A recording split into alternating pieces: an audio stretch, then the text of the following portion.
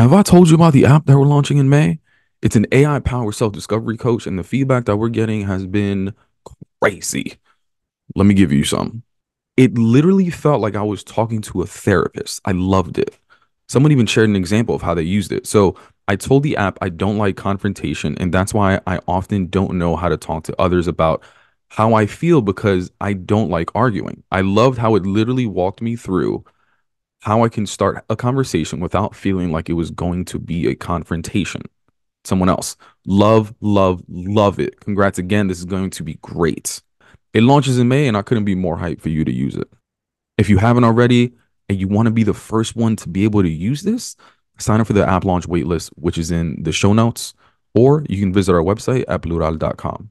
So then when we're like at, the family dinner, family gathering, we're at like, Nochebuena, people are asking us what we're doing. Yeah. If we're not saying, oh, well, I just did this film for Netflix, right. then like it's like no one's impressed. Right. But the searching for someone to be impressed, you make a decision to say, I'm not looking for that anymore. I'm looking for having the urge and passion to express something, to tell a story, to share it, to navigate the artistic life like on my own terms, and to feel successful just by deciding I'm going to be an artist and doing it. You know? No, that's a big deal. Well, let's get into it. Okay. All right, so authenticity, right? It's a buzzword. You probably hear it all the time, maybe. What do you think of the word? Like, what does it mean to you when you hear it? It's interesting. I think authenticity is subjective. I think that there is a general idea of authenticity that is objective, which is that it's coming from a truthful place. Yeah. And I don't think truth is necessarily like objective. I mean, yes, what you believe to be beautiful is your own truth. That's different. But like factual information, I know whatever. But I do think that, like, for instance, like, when I've talked about like my web series Pineapple Diaries, like I've always said, and I remember saying this actually at like it was like a conference, like a panel, whatever, and I had like described, that I wanted the show to feel authentic. And I remember someone on the panel who has their own thing going on, like saying to me, like, well, authentic means something different at different people. Yeah. And I was like, okay.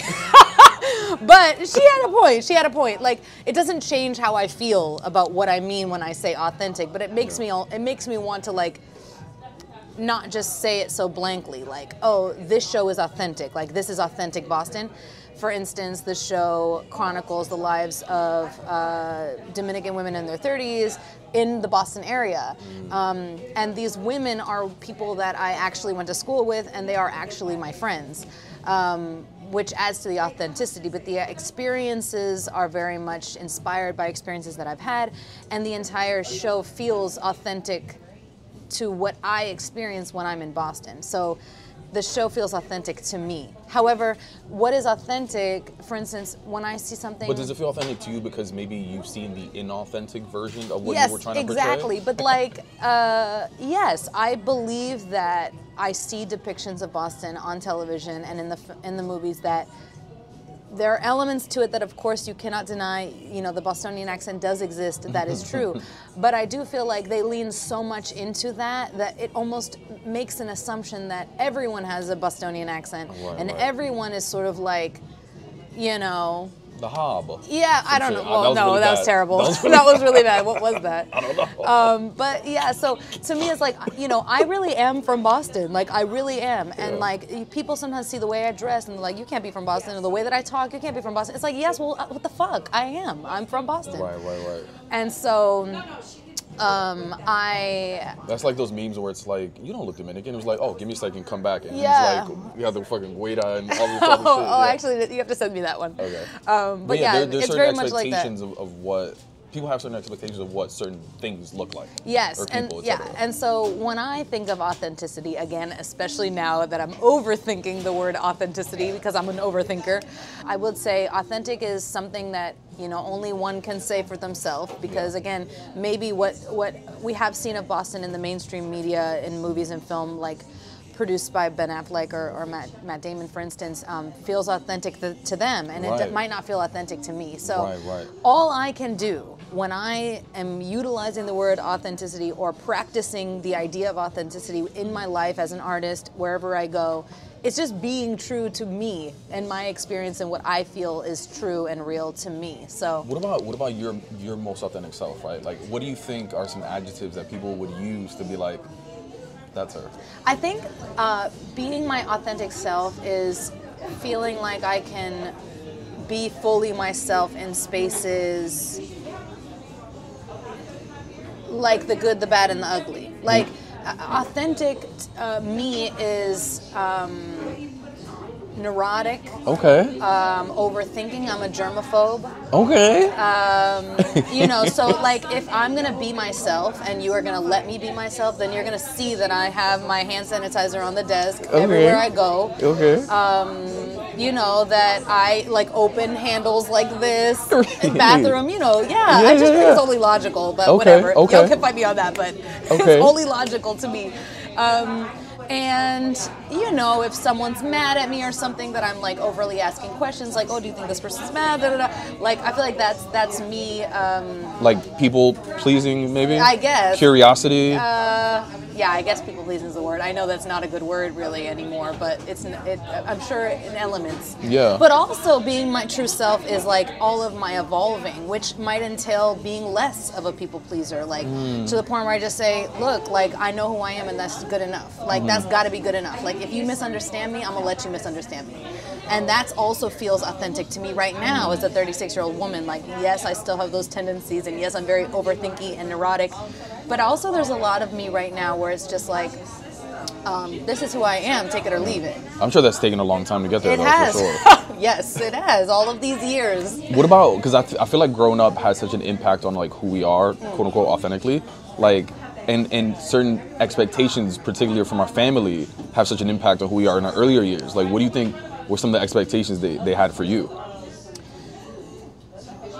Whether it's how you show up, how you, everything, I remember growing up, you know, I'm mixed race. Okay. So I'm half Dominican. My dad is like Dominican Afro-Caribeño, and my mom is white Jewish American. And I remember actually growing up a lot feeling like I wasn't good enough, like I didn't really have enough of a grasp on who I was or who I was supposed to be. And I feel like in any space that I wasn't like attractive. Like, you know, like in kindergarten, I went to school, it was mostly like a white school. And I remember like my neighbor downstairs was like a white girl. I'm talking like kindergarten, first grade, what is that, like 6 years old, something like that? Young as hell, yeah. Like, so I'm not putting her on blast. She was just a little girl. But I remember, you know, that we had like a Power Rangers club, and I wanted to be the Pink Ranger because everyone wants to be the Pink Ranger because you like pink or whatever. But, you know, being explicitly told I was not the pretty one. Like, the pretty one is the Pink Ranger, which was her, and she was a white girl. Yeah. But also, like, when I went to high school and it was a mostly Latino, Black environment, I also felt like I was a weirdo. Like, I look weird. You know, I am weird, you know, and it just feels like a lot of my growing up felt like me navigating this concept of me not belonging anywhere. So, what do you think was the weird part? You know, like maybe upon looking at me, you can't decipher what I am. I mean, most of the time I'll get like, oh, I'm Puerto Rican or something like that, which is fine by me. You know, this is the closest I usually get, so it's fine. But yeah, like not being able to sort of pinpoint. Also, like when I grew up, I didn't speak Spanish, so there wasn't even like that kind of like, I speak Spanish now, which I think is, again, part of the sort of like, I'm going to learn the pieces of myself and I'm going to piece myself together because I am somebody, whether I belong anywhere or not, I am somebody. And I'm going to decide what that is. And that's where I'm at in my life right now. It's like, I know who I am because I've decided that I am somebody, you know, and that whether I am the most Dominican person you've ever met, I'm Dominican. So whether you like it or not, I am. We're so judgmental. So as of people. ourselves, I know. Within our own communities. I know, like, that's what I mean. It's like, well, were you born there? Right. Do you know the local artists there? Yeah. Do you know about history? Do you know the history? Exactly. Do you speak? But not only do you speak Spanish, do you know Dominican Spanish? Yes, the correct, because you have the accent. Yeah, and I don't have it. There's so many like layers to it, and I feel you. Yeah. Yes, and I feel like in other communities there's much more of like an instant acceptance of things. I wouldn't know. I would say I would have to expand this conversation, because I bet you we'd be surprised. That's true. That's you know true, how much othering happens within our communities. That's fair. But I feel like what really felt liberating to me was moving to the Dominican Republic with this intention of feeling more connected, feeling more belonging. When did you move? In 2009, when I graduated college. That's an interesting time to move. Yeah, I moved to DR after college. I mean, I can't help the year I graduated. And I got a job at a studio doing a television show or whatever.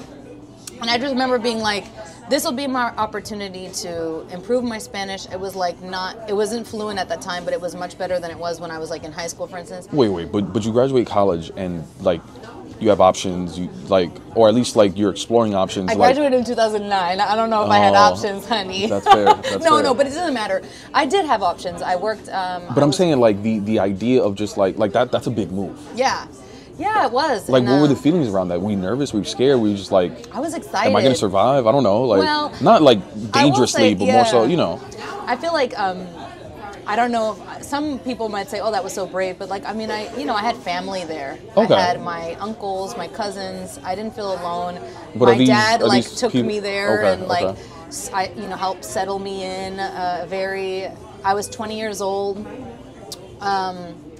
But yeah, and I think that like, again, the goal was to connect, and I did connect. Like, being in the place where your bloodline originates from, like you start to be like, oh, I recognize myself in this and in that, in liking this and talking like that. Like, for instance, I actually had a weird dream last night with Bad Bunny. It's so funny, so funny. I dream about Bad Bunny every night. But I remember I was on the phone and Bad Bunny told me, you know how loud you are?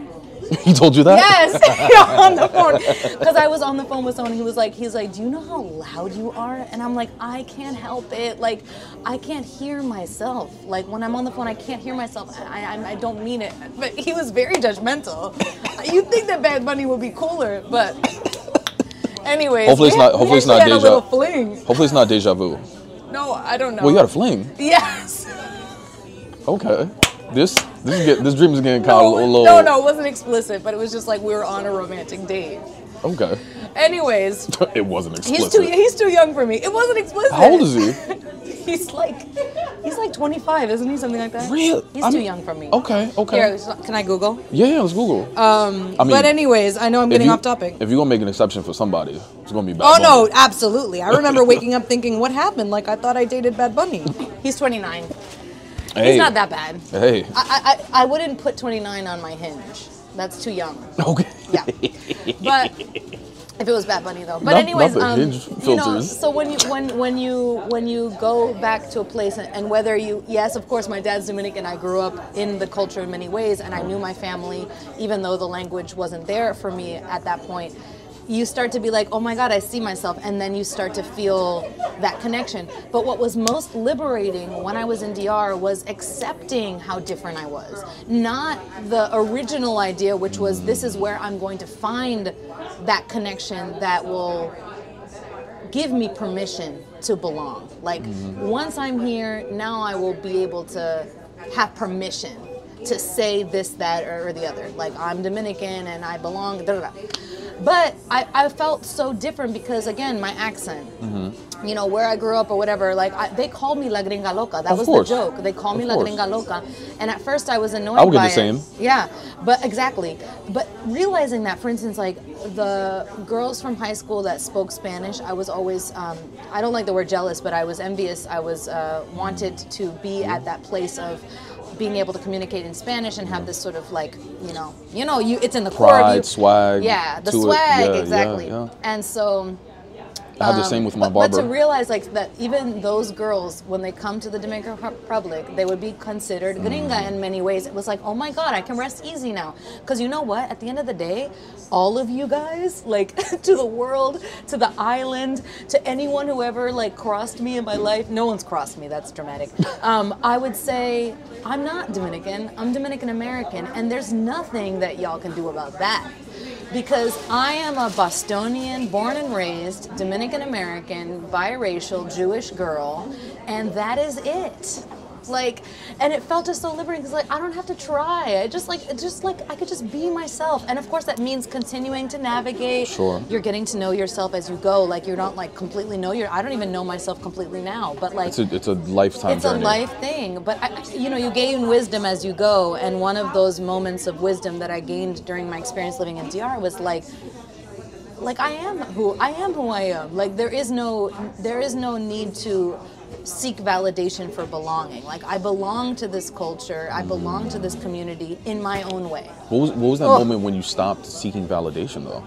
For that specific thing? Yeah, because we're still seeking validation, right? Please, Yeah. Of course, in your career and whatever. Yeah.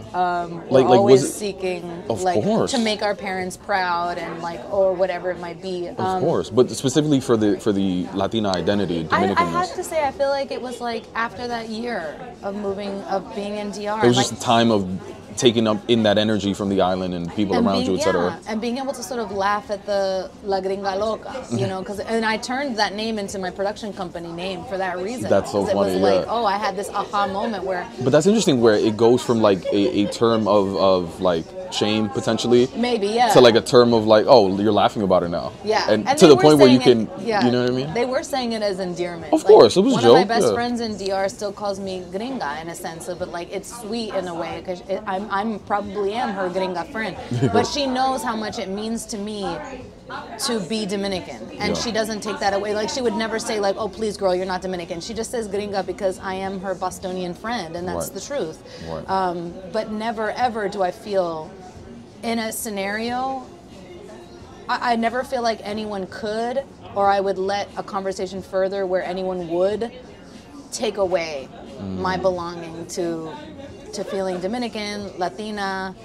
I just feel like I am it, like I am, so period. And so I don't feel like anyone questions it. And I think as soon as you stop questioning it, people do stop. Like even with my Spanish, like the reason why I'm fluent, I think, because there's a point where I just said, I don't care anymore if I'm pronouncing this wrong. Like, fuck off. Tell me what I'm saying wrong, of course, and I'll correct it. Well, But we don't need to go into an existentialist cycle like after that. Like it's fine. And if you're so ashamed of how you speak, you'll never speak. Hence, you'll never get better at it, right? Exactly. So you got to work through that. So that was that year for me because it was like I wanted to be perfect. I wanted to speak perfect Spanish. I wanted my Spanish. I really had this idea that by the end of this, I would have like almost undetectable Dominican Spanish, where it was just like no one would even know, and I was just about to be. But no, it isn't that way. But I am still surprised at how fluent I am because I remember what it was like when I was in high school and I wouldn't even understand a telenovela. And what sort of work were you doing over there, like post college? I was working as a second AD for a television series. And, AD, what for the people? It was a second assistant director. It was like an intern role really too, because it wasn't like I feel like the role was more of an assistant, very much a general assistant role. But it was for like a show? It was for a television show in DR. It was called Juanita's Gran Salon y Spa. Were you always into like film, TV, yes, entertainment? Like even as a kid? Always, as a kid, What sort of things were you interested in as a kid? Like what were you watching? Or consuming, Well, I feel like I got into the idea that I wanted to be an actress by the time I went to high school. Really? So did you share this with anyone? Like these dreams? I went to, I went to arts high school, so everyone knew. Okay. By the time I was in high school, makes sense. I auditioned to go to an arts high school as an actress, as a theater major. And so when I was doing theater, I started to sort of navigate other portions of theater, which is like could be anything. They did like movement, tap dancing. They did all Sure. these different kind of classes, and they had writing classes. So like playwriting, monologue writing, and that's when I started realizing that I really liked writing. And then when it was time to decide to go to college, I was like, I think I want to study screenwriting because I've done playwriting here, but I've never really done screenwriting before, and it would be really cool, and that was it. And yeah, I've been sort of like a cinephile, I guess, since then. And Yeah. And was that like was that a passion? Was that something you like saw yourself long-term career-wise?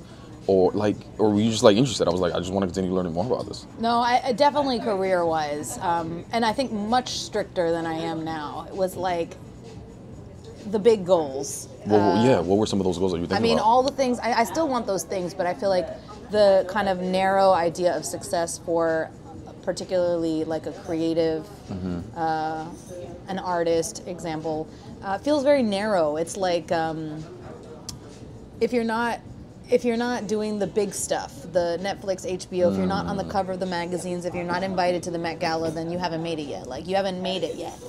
And, that's how like a lot of just industry folks talk about things. I mean, pretty much? I just feel like no, I don't know. I don't even know. I think people are actually having much more nuanced conversations now about it. But I would say like around like 2017, 18, like I kind of came to the realization that like I'm not.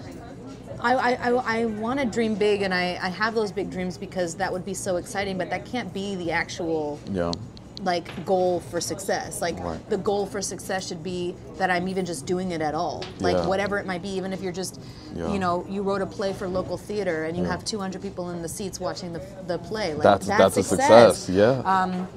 If you know, are writing anything at all. You know, you even did independent published book of short stories. Like, you know, I feel like all the other stuff is a great cherry on top, but it cannot be the thing that makes you feel like you've made it. And I think that a lot of artists do have that because we're fed that. And so then when we're like at, you know, the family dinner, family gathering, we're at like, you know, Noche Buena, people are asking us what we're doing. If we're not saying, oh, well, I just did this film for Netflix, then like, it's like no one's impressed. But the searching for someone to be impressed, you make a decision to say, I'm not looking for that anymore. I'm looking for having the urge and passion to express something, to tell a story, to share it, to navigate the artistic life like on my own terms, and to feel successful just by deciding I'm going to be an artist and doing it. You know? No, that's a big deal. So yeah, I mean, you know how many people have ideas to do things and they don't do anything about it? Like the fact that you have an idea, put effort into it, write it, whatever, direct it, publish it, and out there for the world, and then people come see it. Then people come support it. Like that's a win. But that's another interesting piece around like the validation that we seek from other people, right? Like I remember for a long time, like I didn't want to leave my job at Facebook, for example, because I knew like I know what you mean. I knew my abuela could go to church and she can tell someone, because Facebook is like a recognizable name, right? So I knew my abuela could be like, oh my God, y tu nieto, oh well, he's working at Facebook. I'm like, oh yeah, cool, right? So like, yes, but I was also holding on to that identity. Like I used to go on dates and I was like excited for people to ask me where I work. You know what I mean? But when I quit, I was insecure to tell people that like, I don't know, I'm a podcaster, I'm funding my own business, I'm doing this, I'm doing that. Podcaster on a date? Yo, instantly, yeah. I hope you just don't. Yeah, no, I don't. Just leave it out. But there's a lot of things, like there's weight that we attach to like certain brands. 100%. Yeah. That's the whole thing with even but the schools we go to, right? That too. It's all a brand name. Of course. Like, you know, and that may not be what is best for us, but we want what it. Makes you happy. Exactly.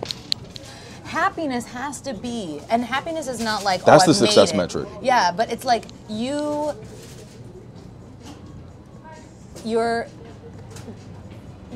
cultivating happiness is the success. Because again, it's not like this end goal, like, oh, I've reached happiness, I'm here now. Like life has ups and downs. But if you generally feel unhappy all the time doing what you're doing, no matter how impressive it is to people, it can't be the thing, because that's just, so to me, like cultivating happiness and joy, like feeling like, because I've even like, I'm in a project right now and I'm in the middle of a bunch of little projects that I feel really excited about. I didn't feel that way the last couple of years. Like I was on total hiatus, I had no urge to write, I didn't feel like doing anything, and I don't know, I was going through it. But like, I'm not I guess I'm glad I stuck around because now I'm feeling really excited about, you know, projects that are coming up that I'm working on.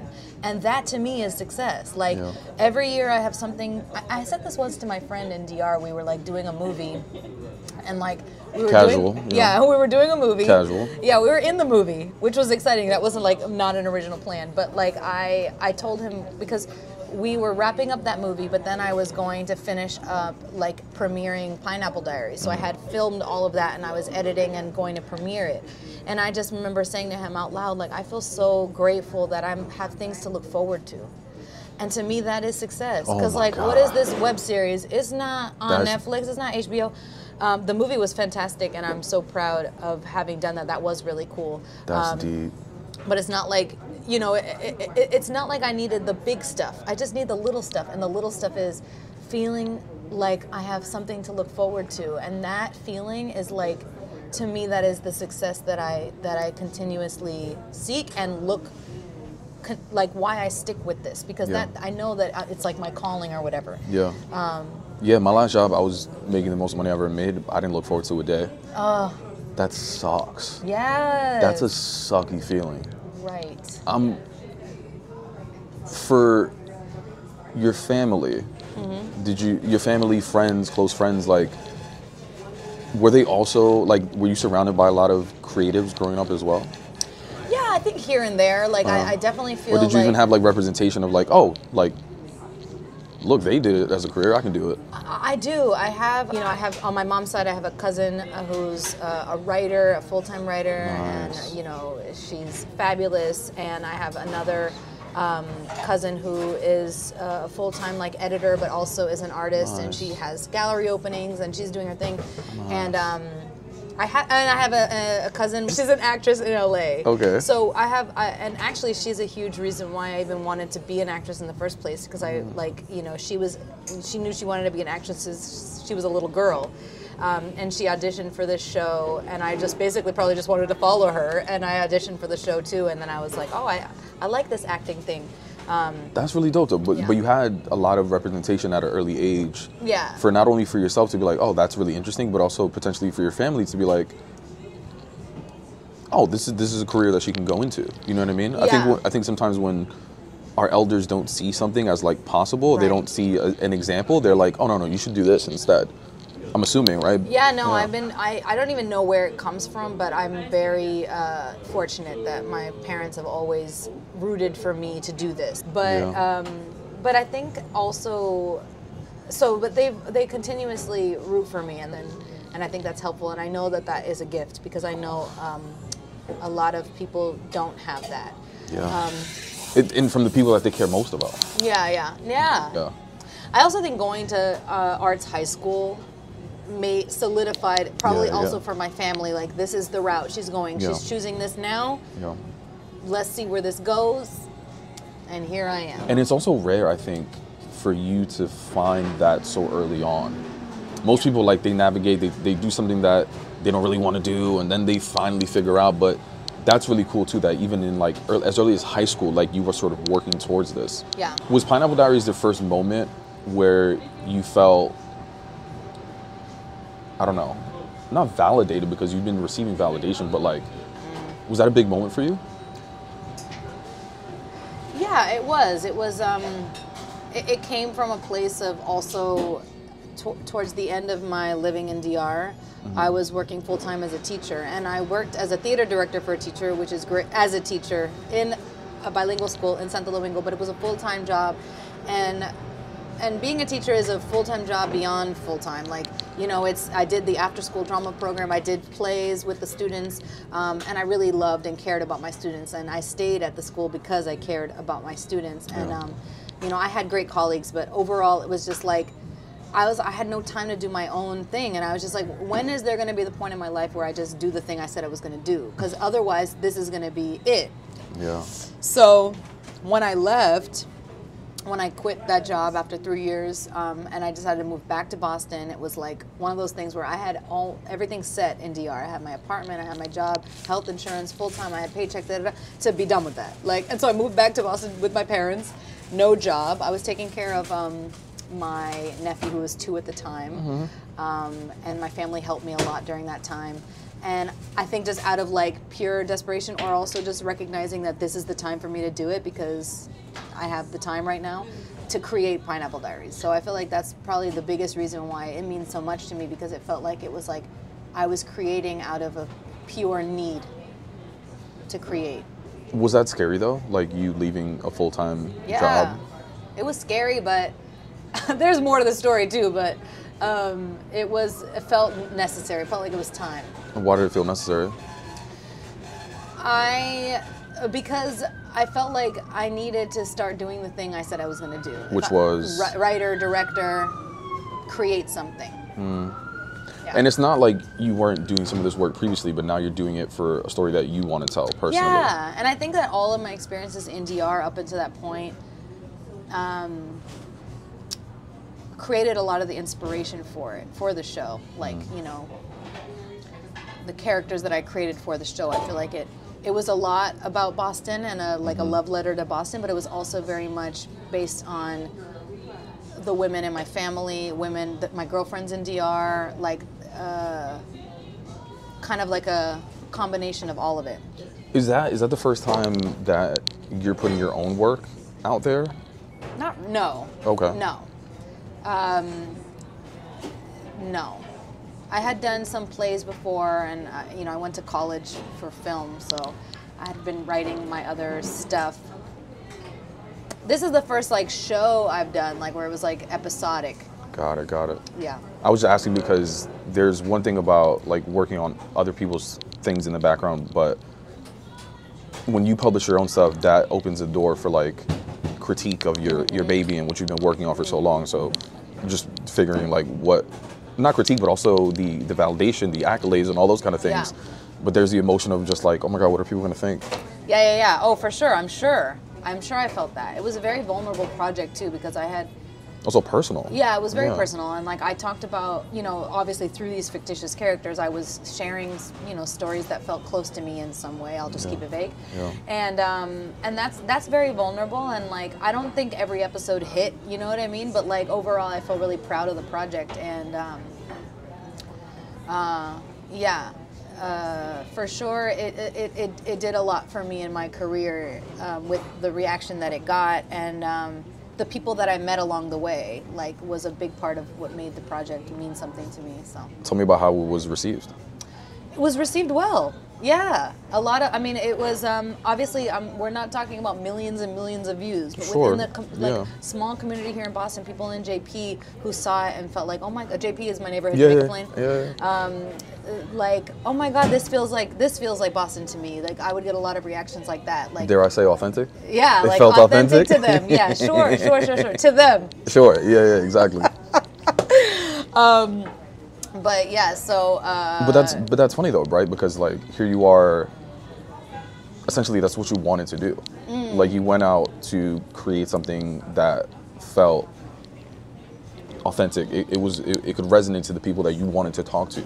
Yeah. Like, how did that feel to get that reaction to be like, oh, this kind of did what I wanted to do? Yeah, it was great because it wasn't what I expected. Like I didn't go into it expecting anything, which was another big part of it for me, which was to do something without the expectations for once. You didn't go in with any expectations. Not expectations aside from finishing. Like Interesting. that's what I wanted. And that was the first time that you were just like... I remember when I started, I was like, I'm just going to do this with like whatever cash I have.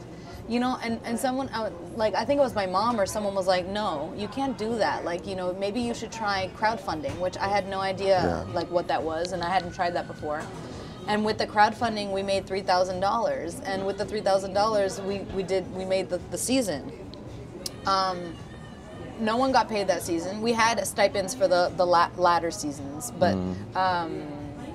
But even that is like an interesting situation of just like the idea of asking for money that like for a lot of people that's uncomfortable. Yeah, I mean, yeah, I guess. And but that was also a weird way of promoting the show too, because I feel like we got like someone wrote up about it on the JP Gazette or whatever while we were doing the campaign. So I'm actually, I really like didn't go into it knowing what I was doing necessarily. And I remember, I think for the first 2 seasons, I didn't even have an Instagram page for it or anything. There wasn't any of that. Like I don't know, like I didn't have expectations that people would watch it or love it. I just had an expectation that I was going to finish it.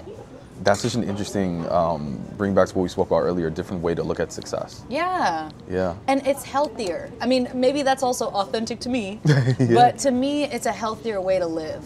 Because I'm not going to sit here and belittle my work because it's just a little web series and, you know, I don't have a Pulitzer and I don't have this or that. Not doing it. Yeah. Like, I am proud of the work that I've done. I'm excited for work to come, big or small. Yeah. And if I'm not going to enjoy the process, and I'm not, and let me tell you, the show is hard work too. Like, I suffered through a lot of it as well. Like, it was a lot of hard work. What do you mean? Why? You know, like editing the whole thing by myself, putting a lot of pressure on myself to like have a schedule where I'm launching the episodes. I did all of it, so it was just a lot of work. I remember, I cried a lot for sure. But overall, like, it was an exciting time, and I was really always looking forward to it. And that is where I center my concept of success. Yeah, tell me too about what do you think is the time that you think your authenticity was misunderstood? There have been times where I've been on set and I know what I'm talking about, but I feel like because I'm a woman or because of the environment or the nature of the industry, you're not listening to me. Because it sounds like I'm just in your ear, but I have logical things to say. I mean, there was one time where I was on set and I had a suggestion for a scene and I was working with the script and the scene wasn't working and I had a suggestion and I was like, I think this would work, and I feel like I wasn't listened to, so I said it again and then I'd say it again, and I felt like I got a little bit snapped. You're like, damn, 3 times? Yeah, snapped at a little bit, like oh, like it's too much, like kind of like go away. Yeah. And I told my friend who was on the set as well, and he's a man, and I told him my idea, and he went to the person and said the idea, and he listened. Wow. So I think that example feels like probably a little bit of what it feels like to like, you know what you're talking about, but people are not going to listen because you're a woman, you're short, or whatever it might be. Age, like, maybe as well. Age. Years in the, I don't know, years in the industry, potentially. Sure. Have you always been comfortable, like, speaking up and, like, giving your idea a suggestion? I don't know about comfortable. I feel like I feel comfortable in a directorial space because I know what I want, and what do you mean? I think I know how to. For, like, the newbie non-person, and what do you mean directorial space? Like be a director. You being that person. Like being the director of a production. Like I feel comfortable in those spaces because I feel like I know how to communicate what I want. And you having a title potentially too, right? Yeah. There's like a level of respect with like a. Exactly. Yeah. Or something like, it's my project. Like, you signed up to be this. I'm here. Like, this is my project. Yeah. But like as an AD or like a second AD, maybe not as confident. Yeah, maybe not as much. And also, like, I know my place. Like, I think there is this sort of.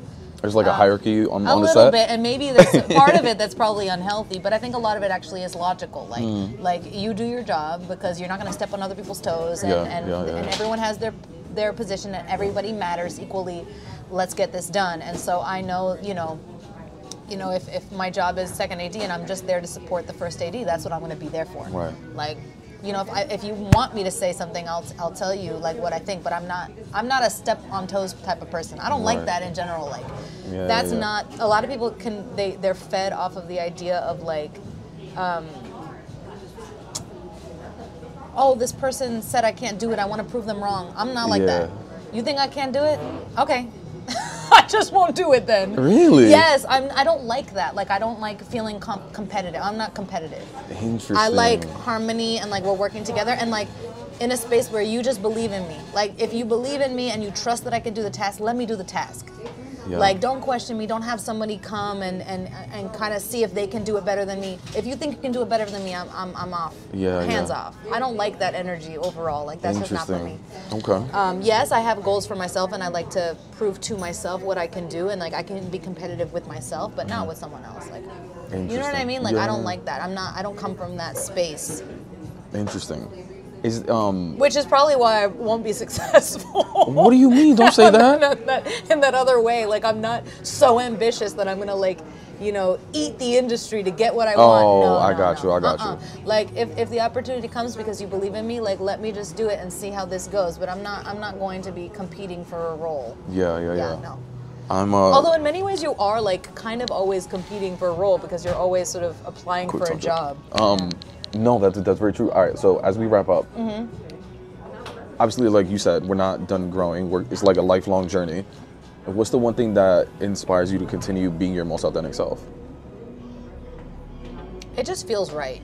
It just feels right. Yeah, like I said, I think something I always say to myself whenever in doubt is that, like, you know, Paloma, you know who you are, and that has to be good enough. And that does not mean I'm not still learning about myself. It just means that, like, I know my heart, and I know who I am, and that has to be good enough. And being much more okay with being misunderstood for whatever reason, feeling like I could go for an artistic project just no matter what the critique of it might end up being. Like, it might be a flop, but I'm gonna go for it because I know who I am and I know why I'm doing it. And so if it feels right, it just feels right, and that's the way. That's why I always want to, like, feel like I'm just my authentic self in the spaces that I'm in and the work that I do. It's very important to me. That might be the episode title. It just feels right. It just feels right. Like, if I'm doing something that doesn't feel right, it doesn't feel like it's really me. Yeah. Oh, I feel it immediately. Like, I just, that cringy sort of. I feel cringy. Like, I just, like, I can't. I love it. Yeah. Mi gente, that wraps up another episode of the Quién, Eres podcast. If you enjoyed what you heard, please do us a favor.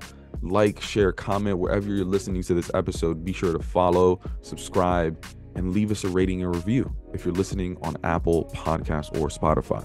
Thank you, and see you next time.